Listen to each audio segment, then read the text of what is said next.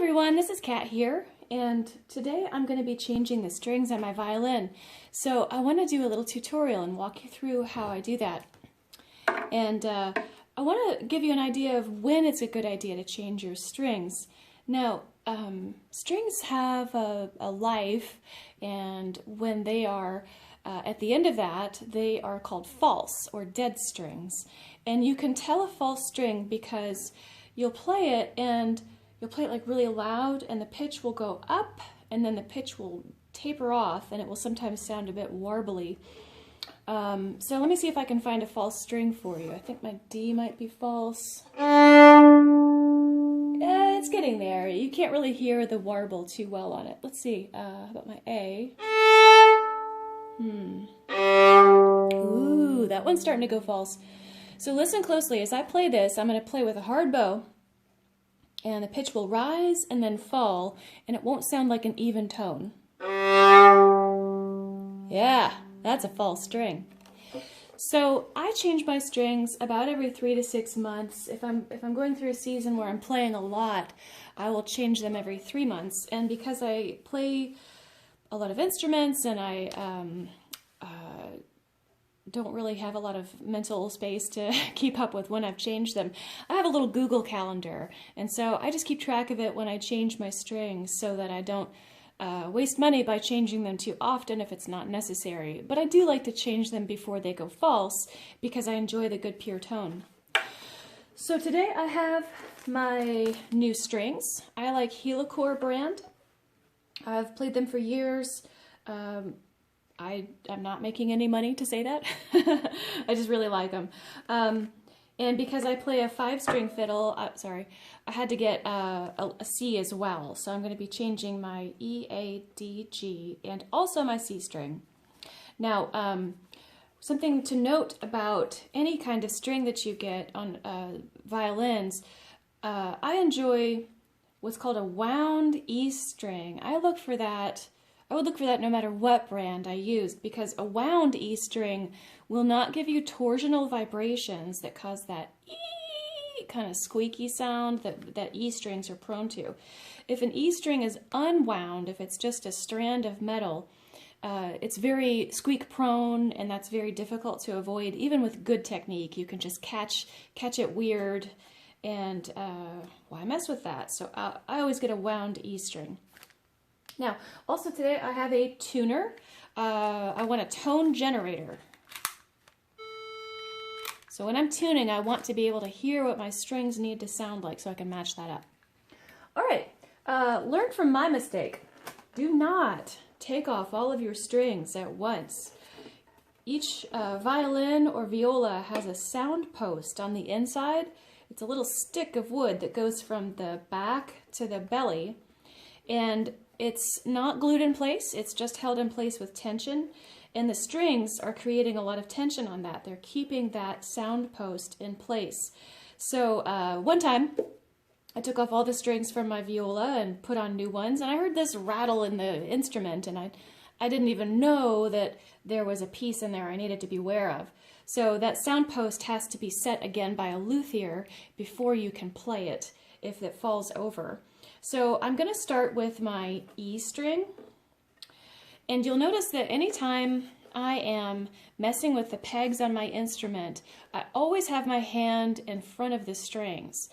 It's just happened enough that strings pop when you don't expect them to.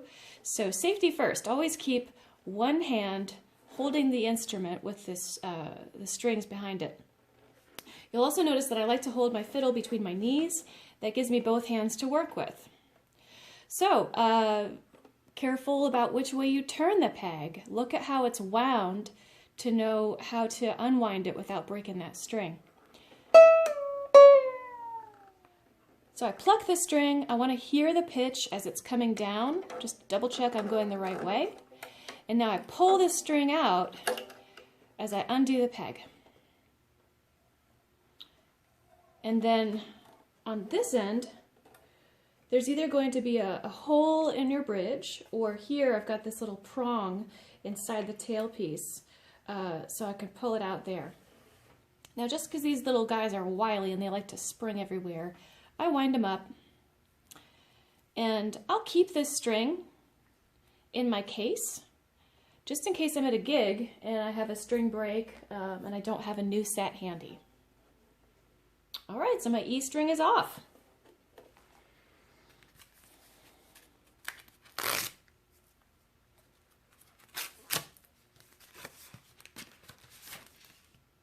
Okay, got my new E string here.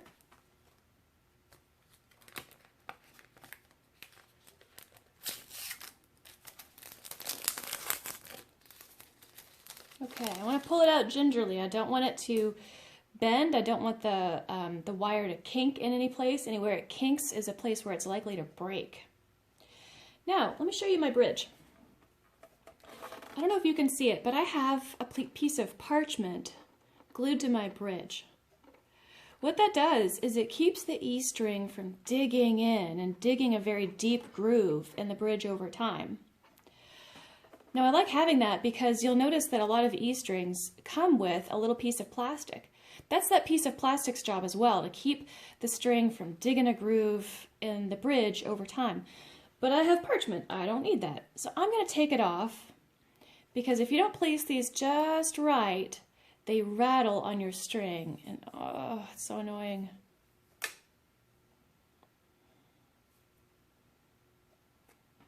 All right, got rid of that. So the fiddle goes between my knees again. What I'm looking for in the peg is this little hole. I want to make sure that the string goes all the way through the hole. And I also want to make sure that it goes through in such a way I'm not going to tangle it with my other strings. I wouldn't want to go in around another one to get into that. So I'm going to make sure I've got a clear shot and that it goes all the way back. I can see that string on the other side. I'm going to wind it. See how I'm holding tension with this hand? I'm going to wind it till the colored part of the string is right around the nut. And then I'm going to secure the ball end of the string inside the prong. I've got to come at it from sort of a straight down angle so that it latches. Notice I still keep tension on the string. I don't want it going loose. If it goes loose, it'll pop out here or it'll tangle here and it's just a big mess. So I hold that tension while I wind the string. I want to make sure I get in the right groove on the bridge and the right groove on the nut.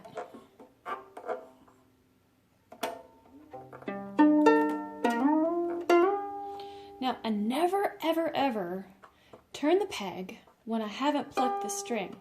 If I haven't plucked the string, I have no idea what the pitch is, and I might just break it like as soon as I get this new string on.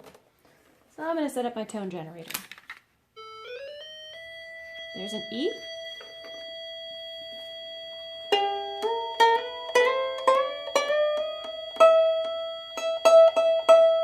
Hey, I got it.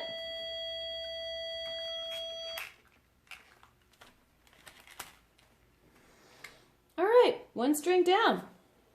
Let's do the A string. Again, I'm plucking that string. I'm always checking my tone. Comes right out. And I make sure to not kink my new string as I pull it out of the package.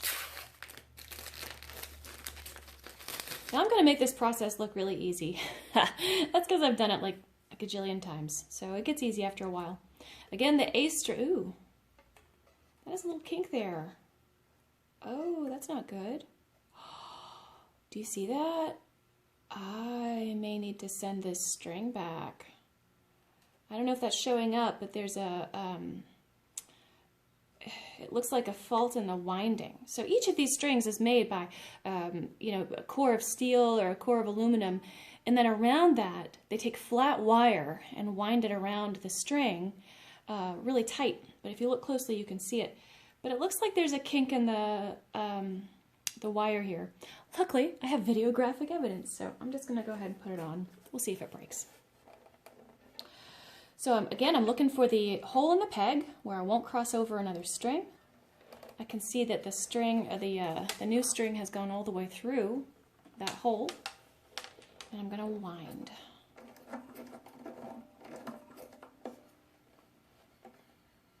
Okay. Holding the string taut. Ooh, yeah, that's gonna, let's see if it pops. I'm so curious. All right, now I'm gonna stick it in here. Oh, look, guys, I forgot to take off the plastic doodad.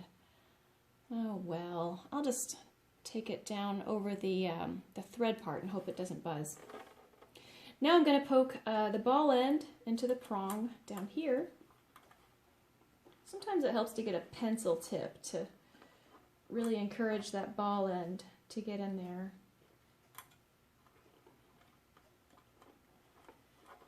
Yeah, I'm gonna need a pencil.